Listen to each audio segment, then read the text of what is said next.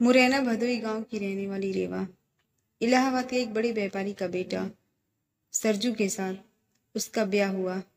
नए घर में बड़े ही आदर सम्मान के साथ रेवा ने गृह प्रवेश किया।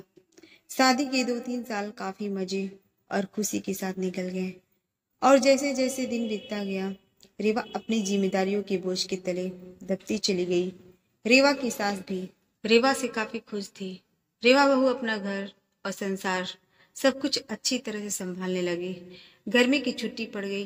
रेवा अपने मायके जाने के बाद अपने सास से बोली, मम्मी 2 साल हो गए मैं मायके नहीं जा पाई, क्या मैं थोड़ी दिन के लिए जाकर आऊं? सास ने जवाब दिया, देखो रेवा, अगले साल चले जाना। रेवा यह सुनकर काफी नाराज और होकर सोचने लगी कि जब चंचल दीदी हर 3 महीने पर घर आती है तो मम्मी काफी खुश होती हैं और कहते हैं कितने दिन के बाद आई हो, और मुझे 2 साल हो गए मेरे बारे में कोई सोचता ही नहीं है। मेरी खुशी किसी के लिए मायने ही नहीं रखती। और क्या दिन भर इन लोगों को खाना बना के खिलाती रहूं, घर का सारा काम करती रहूं, क्या मेरी यही जिंदगी है? और रेवा कमरे में आंसू की धारा समेटे दाखिल हुई। शाम को चंचल दीदी आने वाली है, देखना मम्मी कितना खुश होती हैं। खाने की अलग अलग फरमाइशों की लड़ी लगती है। कभी चंचल दीदी के लिए समोसा बना दो, तो कभी पालक पनीर, तो कभी बिरयानी। मैं इतना क्यों सोच रही हूँ, करना तो मुझे ही है, बनाना है तो चलो किचन में अभी से तैयारी में लग जाऊं। ये सोच ही रही थी कि तभी सास ने आवाज दी, रेवा जल्दी नीचे आओ, देखो चंचल आई है। रेवा अपने चेहरे पे मुस्कान लिए अपने दुख को अंदर एक कोने में दबाए अपनी ननद का स्वागत करती है। कैसी हो भाभी?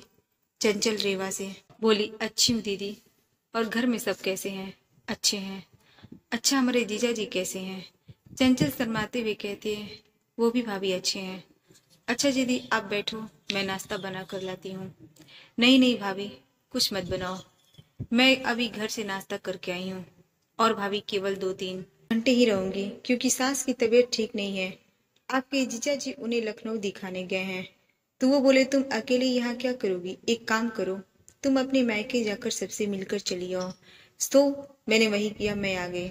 मुस्कुराते हुए चंचल ने जवाब दिया, अच्छा दीदी रुको, मैं खाना बना देती हूँ, आप खा भी लीजिएगा और जीजा जी और आपके सास के लिए भी खाना भी बांध दूंगी। अरे भाभी मेरे साथ बैठो, बातें करो, शाम तक मैं चली जाऊंगी, खाना तो बनता ही रहेगा। तभी रेवा की सास ने रेवा से कहा, तुम एक काम करो, चंचल के साथ बैठकर बातें करो, मैं कुछ बनाती हूँ। जी नहीं मम्मी जी, मैं बनाती हूँ, आप दीदी से बात कीजिए।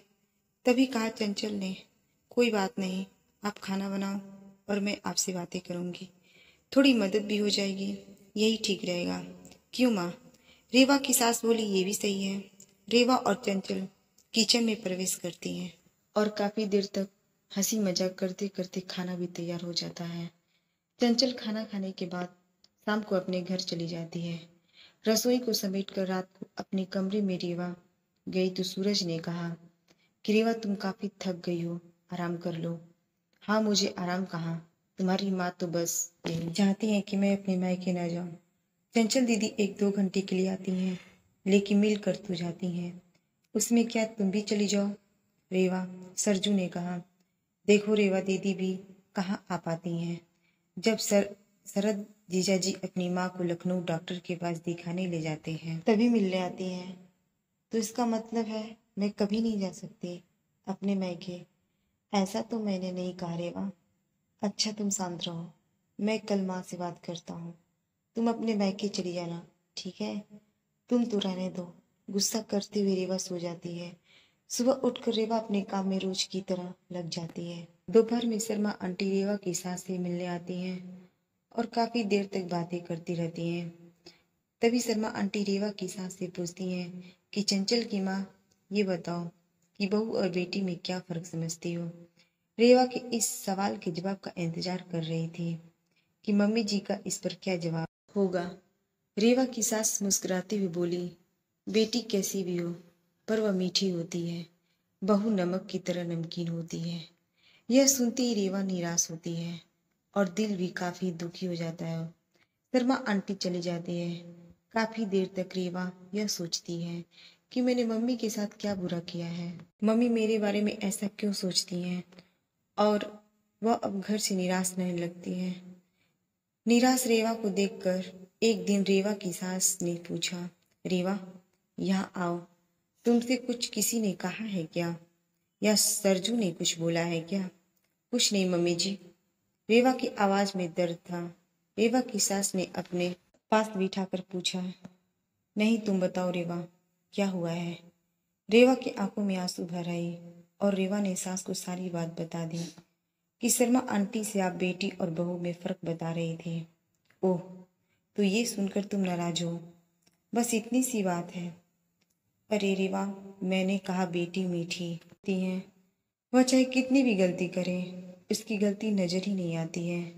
वह गुड़ की तरह मुंह में घुल जाती है, और खाने में अगर मीठा ना हो तो कोई फर्क नहीं पड़ता। और बहू नमक के समान है, इसीलिए क्योंकि खाने में अगर नमक ना हो तो खाना बेस्वाद होता है। खाने में नमक मिलने पर हम जो खाना खाते हैं उसी समय नमक के हम कर्जदार बन जाते हैं। ठीक उसी तरह तुम मेरे लिए वही नमक हो। मैं अपने स्वार्थ के लिए तुम्हें कहीं नहीं जाने देती, क्योंकि तुम न रहने पे घर सूना सा लगता है। इस घर को संभालती हो, इसलिए हम तुम्हारे कर्जदार हैं। रेवा सारी बात समझ जाती है और अपनी सास के गले लिपट कर रोने लगती है। शाम को सरजू जब घर आता है तो अपनी माँ से कहता है कि माँ, रेवा अपने मैके जाना चाहती है एक दिन के लिए। रेवा तपाक से बोल उठी, नहीं नहीं, मुझे नहीं जाना। मैं चली गई तो खाना में कोई स्वाद नहीं रहेगा। सरजू को कुछ समझ नहीं आया कि कल रात मायके जाने के लिए मुझसे कह रही थी, अचानक से इसे क्या हो गया। सरजू सोचने लगा कि इन औरतों को समझना मर्दों के बस के परे है। रेवा की सास रेवा के सिर पर हाथ फेर रही थी और सरजू एक टक लगाकर रेवा और अपनी माँ को देखता रहा। अगर हमारी ये कहानी आपको पसंद आई हो तो वीडियो को लाइक करें। चैनल पे नए हैं तो प्लीज़ सब्सक्राइब करना ना भूलें। धन्यवाद।